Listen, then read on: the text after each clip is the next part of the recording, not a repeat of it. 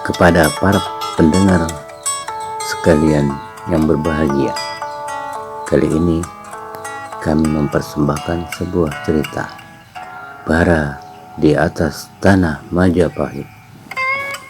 Selamat mendengarkan.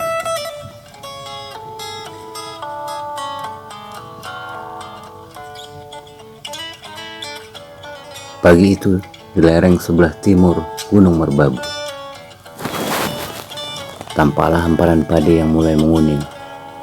Para petani kelihatan sedang bekerja dengan rasa gembira. Ada yang sambil nembang kidung-kidung kebahagiaan disertai kicauan burung yang bersahutan.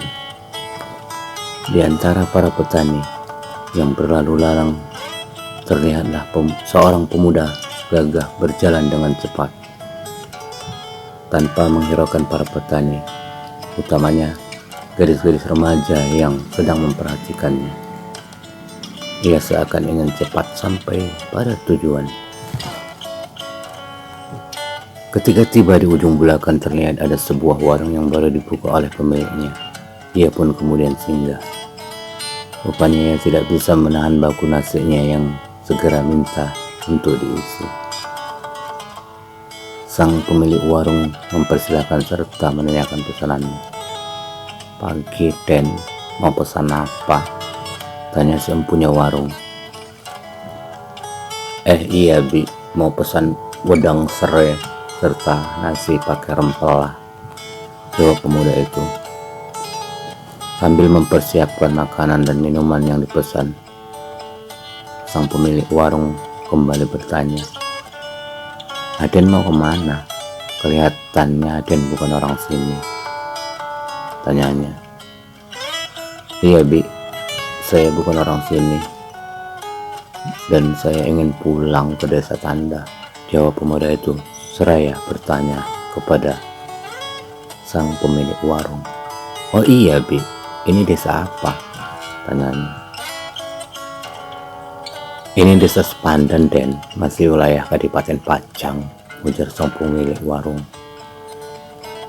Setelah makanan tersedia, pemuda itu makan dengan lahapnya. Matahari mulai menggetalkan kulit ketika sang pemuda yang tiada lain adalah Radeksa Aryo Wikala, putra dari Raden Wiropati atau Empu Tanda, sekaligus cucu dari Raden Gajah atau Batara Narapati, sang ratu Anggapaya Majapahit. Aryo Wikala sendiri sedang dalam perjalanan pulang ke desa Tanda setelah berguru di puncak Merbabu pada Empu Barada, yang merupakan adik dari Bre Narapati atau Raden Gajah. Setelah perutnya terisi, Wikala pun bergerak ke timur dengan menggunakan lari cepatnya Ajian Wisnu Kencana. Menjelang sore sampailah ia di tepi hutan di kaki Gunung Lawu. Dengan melewati jalan ini, aku harus melalui Kalimayit, pikirnya dalam hati. Namun rasa rindu pada Biung serta adiknya Larasati dengan agak ragu-ragu, ia memasuki hutan Kalimayit. Hutan Kalimayit terkenal angker karena dihuni seorang bekal sakti yang bernama Bergola Wutung dan berjuluk Hantu Kalimayit. Hutan Kalimayit merupakan wilayah perbatasan Kadipaten Pajang dan Kadipaten Padanalas. Dengan membulatkan tekadnya, Wikala melalui hutan Kalimayit dengan sangat berhati-hati. Belum sampai ke Kalimayitnya, Wikala sudah dibentak dari depannya. Berhenti bocah yang sudah bosan hidup." Kata-kata yang disertai pengerahan tenaga dalam tingkat tinggi. Andai yang dibentak itu tidak punya tenaga dalam yang tinggi pula, pasti akan kerojotan pingsan. Namun kali ini yang dibentak adalah Wikala, murid Empu Prada yang sakti mandraguna dari puncak Merbabu. Dan Wikala merasa bahwa hantu Kalimayit ini memang seorang pilih tanduk. Kalau berani jangan bersembunyi seperti anak kecil," balas Wikala. Balasan ini sekaligus tantangan bagi hantu Kalimayit. Dengan suara berkesiuran, tampaklah sesosok tinggi besar dengan lenteng sebuah golok yang besar pula. Bocah yang bosan hidup, segera tinggalkan apa yang ada pada dirimu, bentak bergolak utuh. Ini ke hantu Kalimait yang kesohor di tlatah Majapahit ini, balas Wikala. Adu tenaga dalam terjadi melalui kata-kata. Kau benar bocah, akulah hantu Kalimait. Segera berlutut dan mohon ampun padaku. Kalau tidak, jangan menyesal, kepalamu akan terpisah dari tubuhmu, sergah hantu Kalimait. Tadi seorang hantu menyuruhku untuk meninggalkan apa yang kubawa. Sekarang menyuruhku berlutut. Mana yang harus kupenuhi? Banyak bacot kau bocah, terima ini. Ya, kata hantu Kalimait sambil membacokkan goloknya yang besar ke arah Wikala. Sementara Wikala sendiri sejak masuk hutan sudah siaga penuh. Segera saja ia menghindar dari garis serang hantu Kalimait. Serangan itu pun luput. Pertempuran pun terjadi dengan serunya antara hantu Kalimait yang bertenaga wadak besar beserta tenaga dalam yang besar pula melawan Wikala yang lincah dan penuh perhitungan. Laksana Rama melawan Rahwana.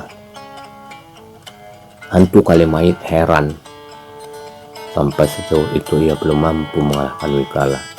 Jangankan menebas lehernya, menyentuh kulitnya pun tidak. Wikala yang baru pertama kali bertempur sesungguhnya masih kurang pengalaman. Sisi inilah yang dimanfaatkan oleh hantu Kalimait, hingga sebuah tendangan mendarat telak di dada Wikala dan melemparkannya beberapa tombak ke belakang. Wikala bangkit seraya menyeka keringatnya. Rambutnya yang disangkul tampak tergerai sebatas bahu. Sungguh hebat tenaga hantu Kalimait ini, pikir Wikala dalam hati. Dengan tidak membuang waktu, Wikala bersiap atas serangan selanjutnya. Tapi hantu Kalimait tidak melanjutkan serangan, malah tertawa. Hahaha, bocah, kalau bisa mengalahkan aku akan bersedia jadi murid dan abdimu yang setia, ucap hantu Kalimait. Aku belum kalah, mari kita lanjutkan pertarungan ini, balas Wikala seraya mencabut keris Kalamujeng serta mengeterapkan aji Kalacakra tingkat pertama. Dengan satu lompatan yang panjang, Wikala menyerang hantu Kalimait yang lagi dibabuk kemenangan kecilnya, sehingga ia menganggap remeh serangan lawan. Akibatnya pundaknya terkena cakaran jari Wikala hingga membuat tubuhnya berputar dan jatuh berdebum. Suara hantu Kalimait berseru keras. Sungguh hebat ajian Kalacakra ini, baru tingkat pertama saja mampu menjatuhkan hantu Kalimait yang ditakuti di tlatah Majapahit. Sambil merambat bangkit, hantu Kalimait berkata, "Kali ini aku akan mengadu jiwa denganmu, kau atau aku yang mati." Sambil memalangkan goloknya depan dada, mulutnya komat kamit membaca mantra hingga goloknya mengeluarkan asap. Asap itu beracun. Inilah ajian Tapak Liman dari pegunungan Puncak Liman. Aji Tapak Liman, ya! Seru hantu Kalimait. Kala pun bersiap dan berkata, "Aji Kalacakra." Bertemulah dua ajian sakti baik Wikala maupun hantu Kalimait sama-sama terlempar beberapa tombak ke belakang. Yang lebih dahulu bangkit adalah Wikala. Dia heran, nampaknya aji Kalacakra tidak berpengaruh pada hantu Kalimait. Wikala berpikir keras, sementara waktu menjelang fajar. Selintas senyum terlihat di bibirnya. Kata Eyang Guru, setiap ilmu ada kelemahannya. Tenaga wadaknya sangat besar, tentu ditopang makan yang besar pula. Berarti aku harus memukul perutnya, pikir Arya Wikala. Yang tidak kalah heran adalah hantu Kalimait sendiri. ajian tapak liman yang tidak menghasilkan apapun. Kembali ia menerapkan aji tapak liman dengan tenaga dalam penuh. Wikala sendiri yang telah meraba kelemahan lawannya menggunakan ajian Kolo Cokro tingkat kedua. Seluruh tenaga dalamnya dipusatkan di kedua tangannya. Terlihat keris Kalamujang menyala. Keris itu lurus ke arah ulu hati hantu Kalimait. Serangan yang dapat dihindarinya dengan memapakkan goloknya. Akan tetapi serangan tangan kanan Wikala tidak dapat diarahkan lagi. Ya, dek. Suara pukulan itu mengenai perut hantu Kalimait seraya melongo keras. Suara hantu Kalimait.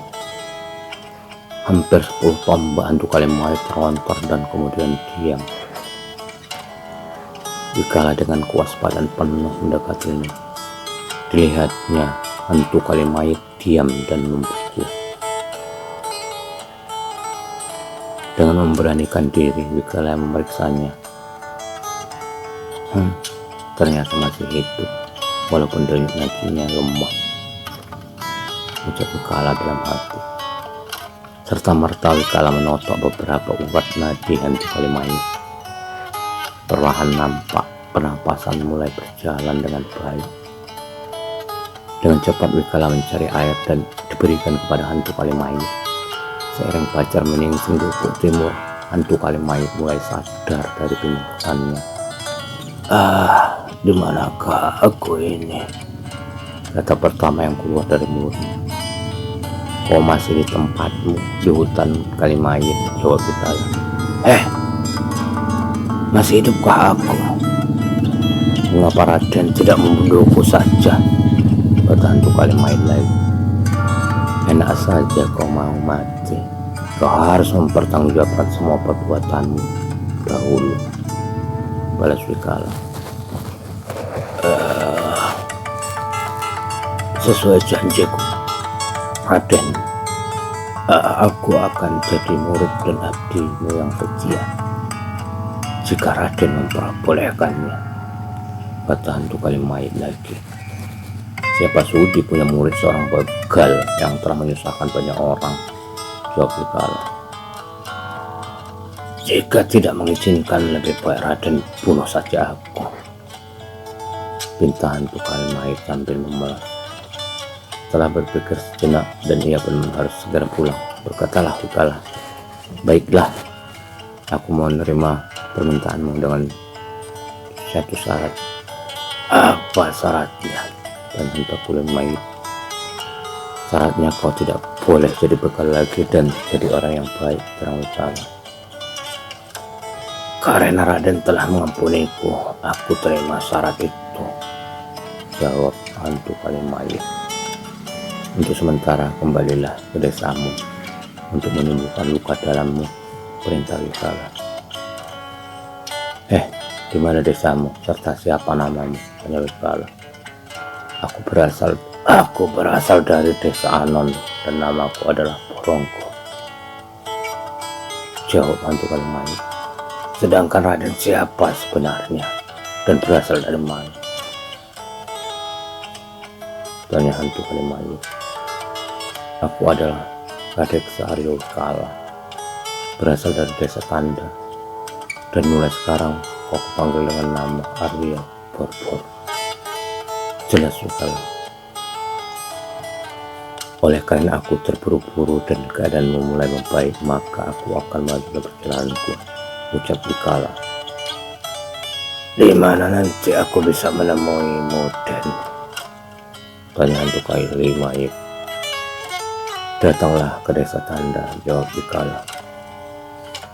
Selanjutnya Wikala berjalan menyusuri hutan Kalimait dan membarangi Kalimait dengan menggunakan ajian Wisnu Kencana, suatu ajian dari cepat yang mengandalkan tenaga dalam.